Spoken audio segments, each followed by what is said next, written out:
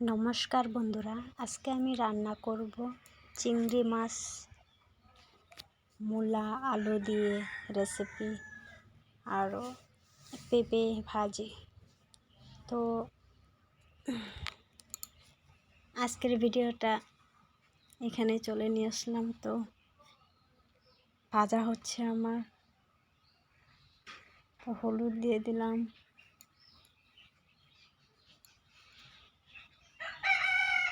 উনানে রান্না করছি।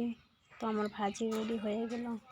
এখন তেল দিয়ে দিব কড়াইতে, তারপর আমি চিংড়ি মাছ ভেজে নেব।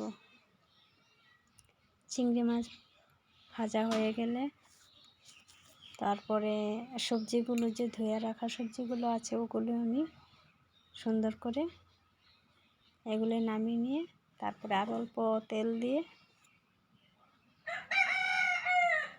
এখন আমি সবজিগুলো দিয়ে দেব। ফার্স্টে দিলাম পেঁয়াজটা অল্প ব্রাউন কালার হলে তারপরে অল্প ভেজে নেওয়ার পরে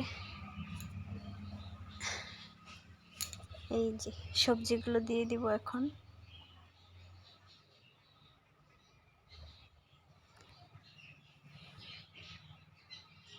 সবজিটা অল্প ব্রাউন কালার ভেজে নিয়ে সুন্দর করে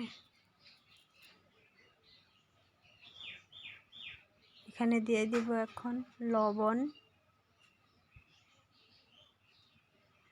স্বাদ অনুসারে লবণ দিয়ে দিলাম, তারপর দিলাম হলুদ। এখন দিয়ে দিব মশলা, যেখানে আছে আদা রসুন পেঁয়াজ লঙ্কা জিরা বাটা সব দিয়েছি, পেঁয়াজ বাটা। তো এখন দিয়ে দিব মশলাটা অল্প কষিয়ে নিয়ে, সুন্দরভাবে কষিয়ে নিয়ে আমি উনানে রান্না করছি। তো এখন দিয়ে দিব জলটা সুন্দর করে যদি জাল হয়ে যায়, ফুটে আসে, এখন দিয়ে দেব চিংড়ি মাছ।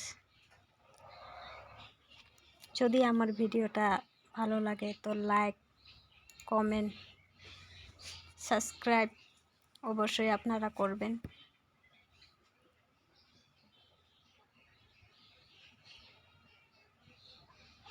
তো আজকের জন্য টাটা, বাই বাই।